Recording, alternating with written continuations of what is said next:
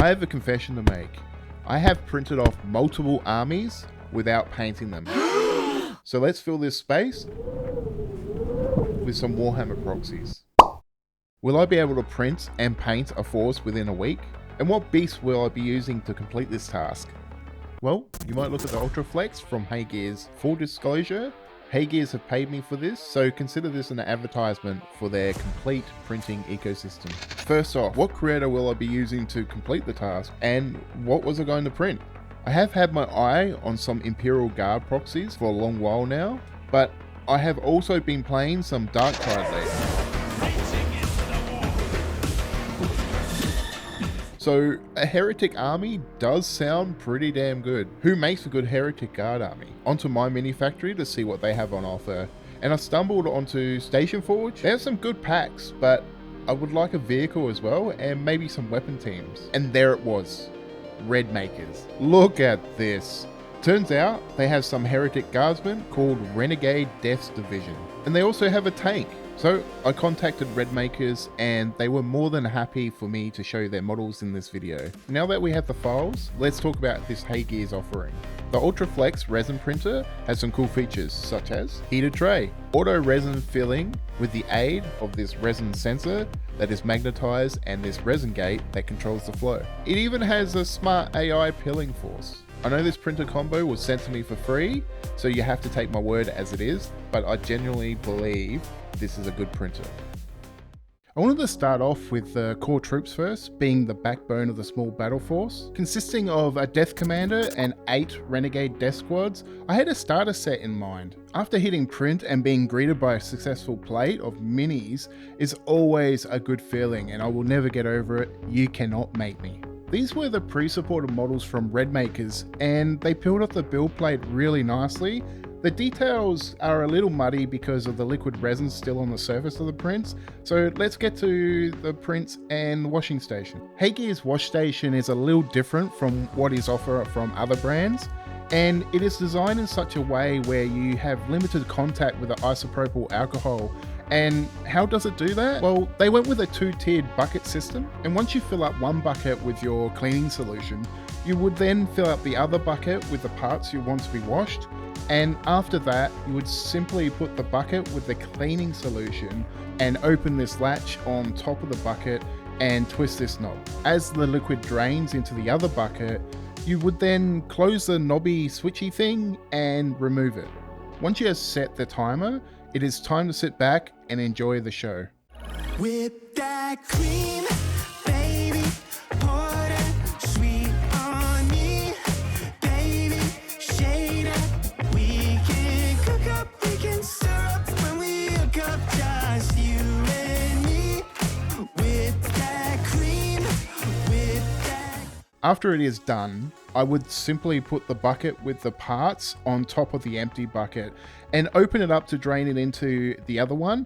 Very simple and effective. Let's take a look at the minis and remove those supports. I am not sure if you get like this with support removal, but I hate it when you have such good looking minis, but the supports are too aggressive. But we are in luck. The supports peel away without any trouble. Remember, all I did was drop these files into the Blueprint Studio and slice them, and sent the file over to the printer with a hit of the button. I just let the slicer do all the work. All of the support removal is done and it's time to cure, and Hegears has a solution for that as well, though this time there is no fancy dancing from this machine. It is just what you expect it to do and cure. They did cover the inside with a reflective surface that should allow the UV rays to bounce around everywhere inside, making sure no surface is not cured. I forgot to record it, but I ended up just printing a bunch of scenic bases from Fabricator's Lair. One thing you would have to do if you ever buy a 3D printer or own one is getting yourself a bits box and print loads of bits. It's very useful for your conversions and you to have just an unlimited supply of bits.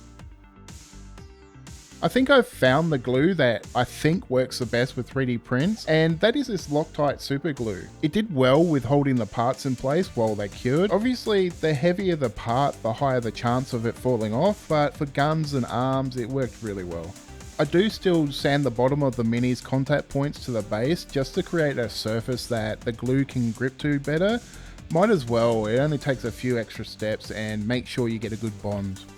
With painting, I had this sort of plan in my head. I wanted them to have red cloaks and armor. Also, it was another excuse to use this new airbrush I just bought. I mainly only use the airbrush for things like priming and doing the main base coats. I have bad trigger control and usually just drown the details if I try to get fancy with it. Since I have a few minis to get through, it is a good idea to have a plan of sorts. Mine was to get some paint stirrer sticks from my local hardware store and some double-sided wall mounting tape. This only cost me around $3, so it worked out well and I'm going to go back and stock up. When I bought the new airbrush, I also picked up some more primer. I had a lot of issue with the Vallejo black primer in my cheap airbrush. Now, it could have just been the airbrush, or it just needed to be thinned a lot more than what I was doing. But this time I went with the Army Painter Air Black Primer. I have to say, this one flowed really well, and a drop or two of thinners. I think this is going to be my go-to from now on. Going from the primer, I wanted to do some volumetric highlighting, I think it's called. I don't know. Basically, I knew going into this, I will be using contrast paint for the main base color. I really need to buy more contrast paint. I'm going through it really quickly and finding by the time I'm recording, I am nearly out. I love this red and I might have to do some Blood Angels at some time. With the troops having their main base colors done, I needed to get some more printing. So hopping over to the Blueprint Studio, I had an update midway through the video where after selecting the Heretic Guard printer, I would then select one of their resins. In this case, I'm using their newer PAP 10 meant for miniatures. And here with the new update, I'm able to select between 50 microns and 30 microns, so that is always good. With the weapons teams, I went with the Las Cannon and Heavy Bolter. I figured having an anti-vehicle and anti-infantry weapon would do well for a starting point. RedMakers had a range of weapon options to pick from.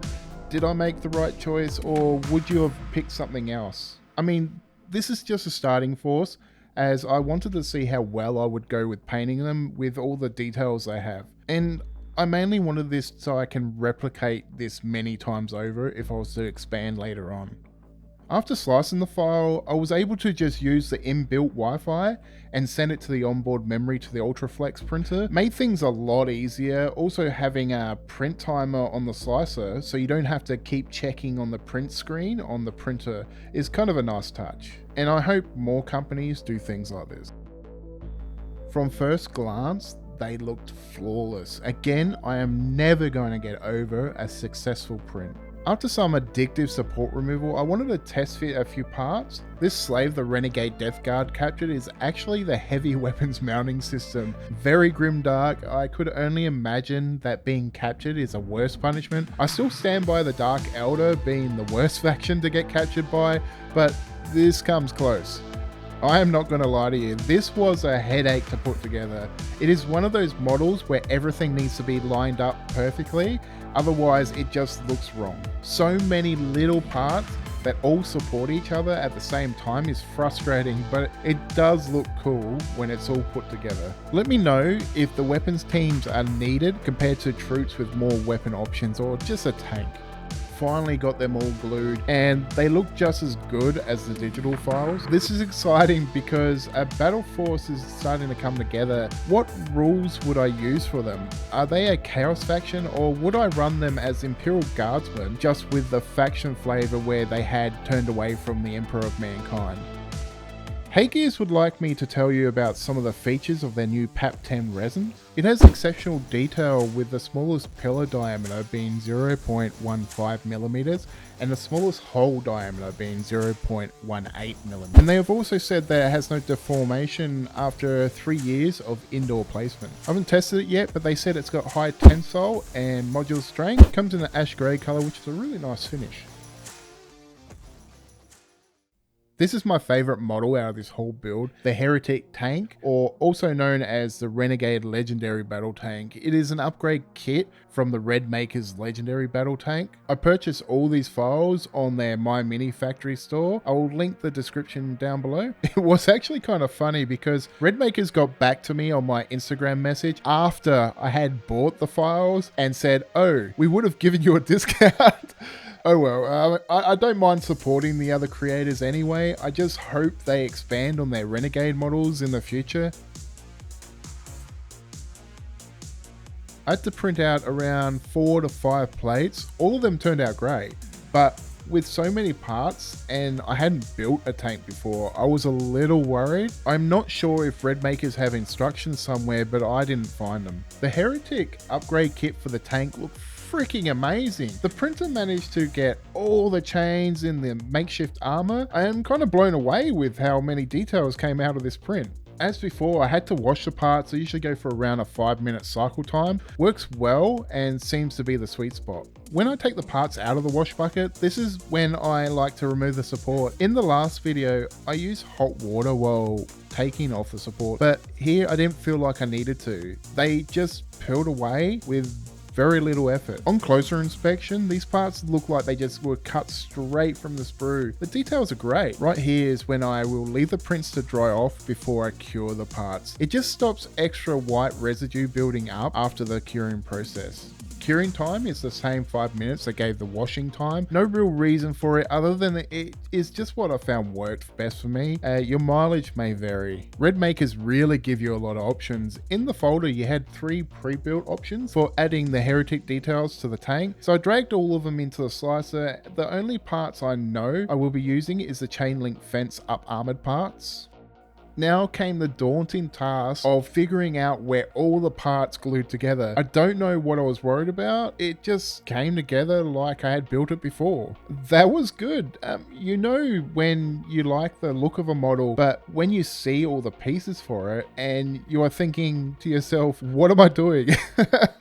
I was a little lost when deciding what weapon options I should pick for the tank, so for now I went with the Executioner plasma cannon. I think it has a 36-inch range and has D3 attack with strength 7 and -2 AP if I was to run it as a Lehman Russ. Correct me if I'm wrong. Also went with some plasma guns for the side mounted weapons, but you may have noticed I forgot to print out the front facing weapon. Here I was going to print out a las cannon for some more anti-vehicle, because if I have this right, the plasma is the middle ground between the anti-tank and the anti-infantry weapon. Please, if you have any more suggestions with how to add on to this army, I would really appreciate it. I have been talking with another creative friend of mine and he is willing to help me with getting some games in for 40k and other game systems such as Kill Team. When I was thinking about this volumetric highlighting, I watched a few YouTube videos on how to paint tanks, and Eric from Eric's Hobby Workshop had some great tips when it comes to that. So I think I achieved that in a way. I knew I was going to hit the same red contrast all over like I did with the Renegade troops and the weapon teams. I think having a very replicatable color scheme is the way to go if you are building an army for the tabletop. And even though I prefer brush painting, the airbrush was just a no-brainer here if I was going to get these done within the week. Finally get to use the rust effect from Dirty Down. I've seen some awesome projects using this miracle in a bottle. I was originally thinking of painting it all over the change linked armor panels with silver first and then add in the rust. But I did see somewhere that having the black base coat and then adding the rust will give this darker effect. I think it would suit the Heretics. And I wanted to paint them all separately because I would have had to come back and hand paint all these parts black anyway, so it was just easier using the airbrush. The tank is getting the Heretic treatment and it is now looking complete, but there is still something else that it needs to be done. This is the experimental part, object source lighting. I have attempted it in the past, but I have learnt a lot from then, and with some painting tutorials from the creator called Elministarista. I think he does some of the best OSL on the internet. So I signed up to his Patreon and learned from him, and this will be my first attempt at his painting style. I decided on going fluoro green. Mainly it looks cool and I wanted the OSL to pop from the red base. I was originally going to go with magenta, but I do think that would have just melded the base color together. With the OSL done, I called the tank complete. I got so sidetracked that I painted a lot of the details of the troops and weapon teams off camera, but I think I have something I can build from here. Maybe I'll go back in and do some dry brushing over the rusty parts with some silver. Oh, and the panel lining, I completely forgot that step. I was meant to do it right after the white highlighting, so when I sprayed the contrast paint over it, it will shade the panel lining around the same color. But I doubt this will be my last tank that I print, because this is a really cool freaking print. With all of that done, I can call this army complete. Thank you for watching, and thank you Hey Gears for sponsoring this video with your printing ecosystem. Not having to worry about the prints failing helped me to push through this project. Also, if you like the content, please check out these other videos where I 3D print miniatures for Warhammer.